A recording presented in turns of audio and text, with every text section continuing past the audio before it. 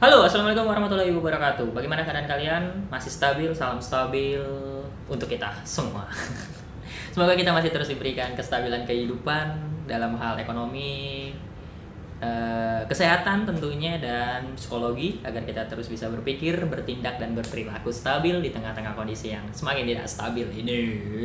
Nah, kali ini kita akan kembali membedah kata-kata yang ada di KBBI. Kali ini berasal dari bahasa suatu daerah yang ada di Indonesia. Ya, benar sekali. Kita akan membahas bahasa Gorontalo. Nah, ini adalah beberapa fakta mengenai bahasa Gorontalo dipetuturkan oleh masyarakat mana, dan ada apa-apa aja fakta menariknya. Nah, ini dia. Ayo kita saksikan. Ayo. Mari belajar bahasa Indonesia. Kita boleh bangga dengan bahasa asing, tapi jangan asing dengan bahasa sendiri. Fakta mengenai bahasa Gorontalo. Bahasa Gorontalo itu berdasarkan peta bahasa.kemedikbud.go.id itu secara umum dipetuturkan di dua provinsi, yaitu di Provinsi Sulawesi Utara dan di Provinsi Gorontalo sendiri.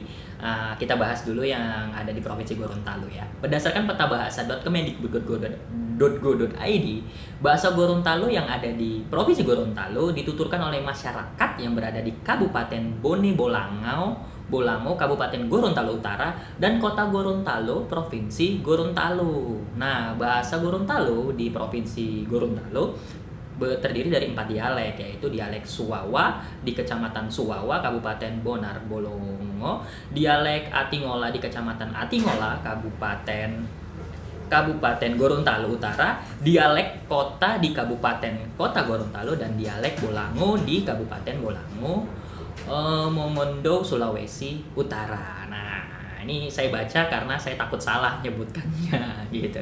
Persentase perbedaan di antara dialek tersebut berkisar antara 51% sampai 78%. Nah, ini fakta yang berasal dari peta bahasa.kemendikbud.go.id tentang bahasa Gorontalo. Apalagi fakta menarik mengenai Kota Gorontalo dan Provinsi Gorontalo, tentunya bahasa Gorontalo. Nah, ini dia. Nah, menurut Wikipedia, Kota Gorontalo atau Gorontalo adalah sebuah provinsi di Indonesia yang lahir pada tanggal 5 Desember 2000. 5 Desember tahun 2000. Oh, berarti masih sekitar 21 tahun usia Provinsi Gorontalo. Dan memiliki ibu kota provinsi dengan nama yang sama, yaitu Kota Gorontalo. Jadi, ibu kota Provinsi Gorontalo adalah Kota Gorontalo, begitu. Provinsi Gorontalo terkenal dengan julukan Serambi Madinah. Nah, kalau Aceh Serambi Mekah, kalau Kota Gorontalo itu adalah Serambi Madinah gitu. Dalam catatan sejarah Indonesia, satu-satunya presiden RI yang berasal dari Kota Gorontalo, dari suku Gorontalo tentunya, adalah Presiden Republik Indonesia ketiga, yaitu Bapak B.J. Habibie, dan dari keturunan ayahnya yang memiliki marga Habibie. Oh, jadi Habibie itu adalah marga dari suku Gorontalo. Luar biasa. Akhirnya kita nambah wawasan. Jadi Bapak Profesor B.J. Habibie itu berasal dari Gorontalo. Enggak berasal dari Gorontalo, pokoknya dia dari memiliki garis keturunan suku Gorontalo gitu. Nah, dari ayahnya yaitu Alwi Abdul Jalil Habibie. Itu adalah fakta mengenai Gorontalo.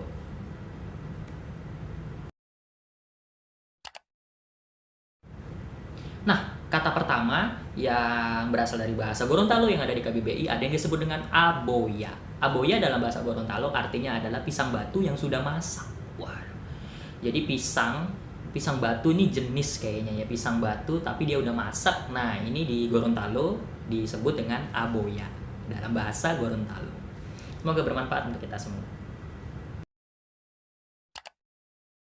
Bahasa Gorontalo selanjutnya yang ada di KBBI ada yang disebut dengan adelo. Adelo dalam bahasa Gorontalo artinya adalah flek hitam yang menempel pada pantat, leher, ketiak, dan lekukan-lekukan badan bagian dalam. Nah, jadi kalau misalnya ada flek-flek hitam di lekukan-lekukan badan kita, bagian dalam badan kita, nah itu disebut dengan adelo. Sekali lagi, adelo dalam bahasa Gorontalo artinya adalah flek hitam yang menempel pada pantat, leher, ketiak, dan lekukan-lekukan bagian dalam lainnya yang ada dalam tubuh. Gitu, disebut dengan adelo. Semoga bermanfaat untuk kita semua. Bahasa Gorontalo selanjutnya yang ada di dalam KBBI ada yang disebut dengan adidi. Adidi dalam bahasa Gorontalo artinya adalah keranjang yang terbuat dari rotan gitu. Nah, jadi kalau nanti kita punya kesempatan, punya rezeki main-main ke Provinsi Gorontalo, Kota Gorontalo, kemudian ketemu sama orang Gorontalo tentunya, terus mereka ngebawa keranjang yang terbuat dari rotan. Nah, itu disebut dengan adidi di Gorontalo sana. Nah, gitu. Jadi bagaimana menambah wawasan? Semoga bermanfaat untuk kita semua. Nah, kata dalam bahasa Gorontalo selanjutnya yang ada di dalam KBBI ada yang disebut dengan alapiah. Nah, agak panjang penjelasannya. Alapiah dalam bahasa Gorontalo artinya adalah kopiah raja yang dibordir pada bagian tengahnya secara melingkar dengan benang kuning keemasan, dipakai sebagai lambang pembesar dan dipakai oleh pejabat pemerintah yang sudah mendapat gelar adat gitu. Jadi nanti kalau kalian ke kota Gorontalo, ke provinsi Gorontalo, terus ngelihat ada orang menggunakan kopiah yang dibordir di bagian tengah secara melingkar, nah itu berarti dia adalah salah satu mungkin pejabat pemerintah di sana, tapi sudah mendapatkan gelar adat di Gorontalo, tentunya suku Gorontalo, gitu. Semoga bermanfaat untuk kita semua. Nah, kata selanjutnya yang berasal dari bahasa Gorontalo yang ada di KBBI ada yang disebut dengan alata. Alata ini dalam bahasa Gorontalo artinya adalah keladi yang tumbuh di sela-sela padi. Nah, jadi kalau kita sekali lagi main-main ke sana terus ada ngeliat padi, di sela-sela padi itu kayak ada keladi gitu. Nah, keladi yang tumbuh di sela-sela padi ini disebut dengan alata dalam bahasa Gorontalo. Gitu. Semoga bermanfaat untuk kita semua. Nah, kata selanjutnya yang berasal dari bahasa Gorontalo yang ada di KBBI ada yang disebut alikusu. Alikusu dalam bahasa Gorontalo artinya adalah pintu gerbang yang dibuat khusus untuk upacara adat. Terdiri atas 6 batang pohon pinang, bambu kuning, dan janur. Gitu. Jadi semacam properti adat untuk kegiatan adat yang ada di Gorontalo, suku Gorontalo. Disebut dengan alikusu. Sekali lagi, alikusu dalam bahasa Gorontalo adalah yang disebut pintu gerbang yang dibuat secara khusus untuk upacara adat. Terdiri dari 6 batang pohon pinang, bambu kuning, dan janur. Semoga bermanfaat untuk kita semua. Kata selanjutnya yang berasal dari bahasa Gorontalo yang ada di KBBI ada yang disebut aliwadala. Aliwadala dalam bahasa Gorontalo adalah penganan atau makanan yang terbuat dari adonan ubi kayu parut, bawang putih, dan garam.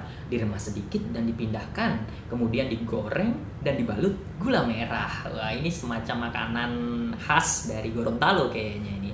Aliwadala. Sekali lagi, aliwadala dalam bahasa Gorontalo artinya adalah makanan atau penganan yang dibuat dari adonan ubi kayu parut, bawang putih, garam, diremas sedikit dan dipipihkan, kemudian digoreng dan dibalut dengan gula merah gitu. Semoga bermanfaat untuk kita semua.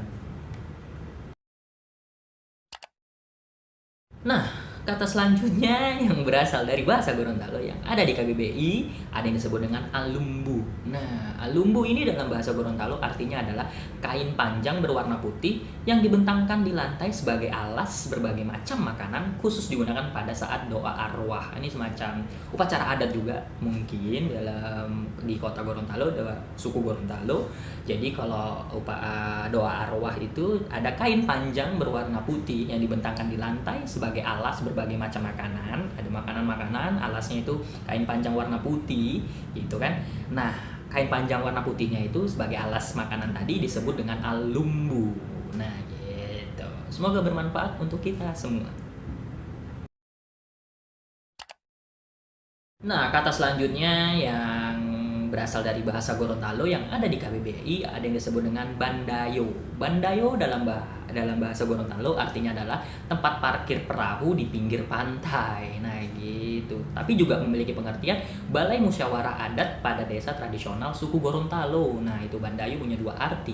Yang pertama adalah balai musyawarah adat pada desa tradisional di suku Gorontalo. Yang kedua adalah tempat parkir perahu di pinggir pantai. Gitu. Jadi nanti kalau kita main-main ke provinsi Gorontalo, kemudian ke kota Gorontalo, ngelihat ada perahu-perahu di pinggir pantai. Nah, tempat parkirnya itu disebut dengan bandayo. Dan juga kalau misalnya kita ke sana ketemu suku Gorontalo di desa tradisionalnya, Kemudian kita ngelihat ada balai musyawarah adat. Nah, balai musyawarah adatnya itulah disebut dengan Bandayo juga.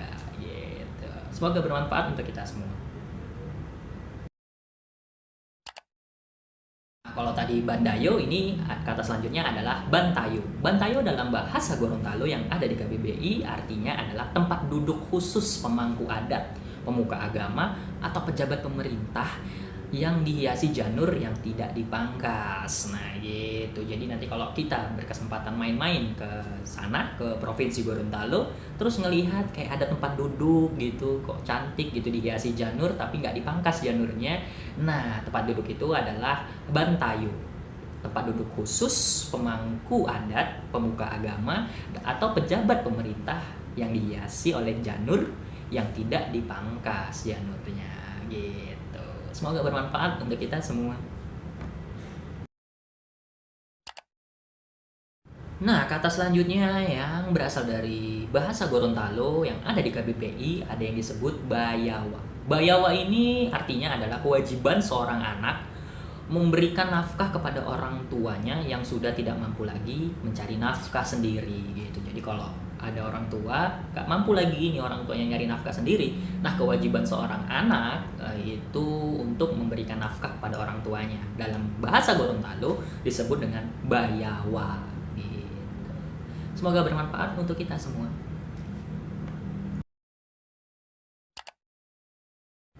Nah, kata selanjutnya yang berasal dari bahasa Gorontalo yang ada di KBBI ada yang disebut dengan bide.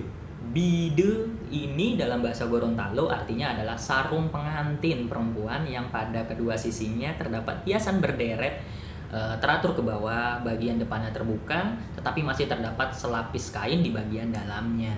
Gitu. Jadi ini semacam pakaian adat suku Gorontalo disebut dengan bide. Sekali lagi, bide dalam bahasa Gorontalo artinya adalah sarung pengantin perempuan yang pada kedua sisinya terdapat hiasan berderet teratur ke bawah, bagian depannya terbuka tetapi masih terdapat selapis kain di bagian dalamnya. Itu dia bide dalam bahasa Gorontalo. Semoga bermanfaat untuk kita semua. Untuk kali ini mungkin cukup sampai di sini pembahasan kita mengenai kata-kata yang berasal dari bahasa Gorontalo yang ada di KBPI.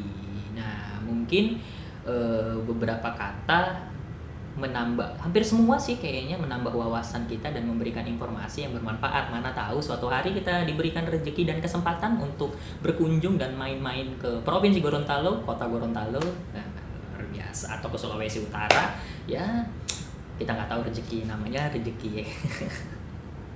Dan paling nggak kita belajar dulu bahasanya, jadi kita ngerti lah sedikit-sedikit ya, meskipun nggak semua ya tentunya. Nah, itu tadi adalah bahasa Gorontalo yang ada di KBBI dan beberapa fakta-fakta mengenai Provinsi Gorontalo dan Kota Gorontalo yang saya kutip dari situs petabahasa.kemendikbud.go.id dan Wikipedia gitu. Jadi sifatnya hanya membacakan kembali secara visual agar kita bisa lebih menarik atau tertarik untuk memahami atau mengenal lebih banyak, lebih luas Indonesia dalam hal bahasa-bahasa yang ada di Indonesia. Itu tujuan saya. Semoga, dan tujuan selainnya adalah supaya saya belajar juga dan memberikan manfaat kepada yang nonton. Semoga jika kalian juga merasa bahwa konten dan channel saya memberikan manfaat serta menambah wawasan kalian, bolehlah kali klik tombol berlangganan atau subscribe, kemudian nyalakan loncengnya untuk tahu update-update terbaru dari konten-konten saya, dan berikan tombol like jika kalian menyukainya, dan berikan komentar-komentar yang sifatnya membangun agar konten dan channel saya bisa terus tumbuh dan berkembang dari hari ke hari. Itu aja dari saya. Mohon maaf kalau ada salah-salah kata atau penyebutan dan sebagainya macamnya. Tidak ada maksud apapun, yang saya tujukan hanya belajar untuk diri saya sendiri dan untuk yang menyaksikan atau menonton gitu. Akhir kata dari saya, semoga kita masih terus diberikan kestabilan kehidupan dalam hal ekonomi, kesehatan tentunya itu paling penting, dan psikologi agar kita nggak gampang marah-marah. Dan agar kita bisa terus berpikir, bertindak, dan berperilaku stabil di tengah-tengah kondisi yang terjadi saat ini gitu. Akhir kata dari saya, Assalamualaikum warahmatullahi wabarakatuh, salam stabil.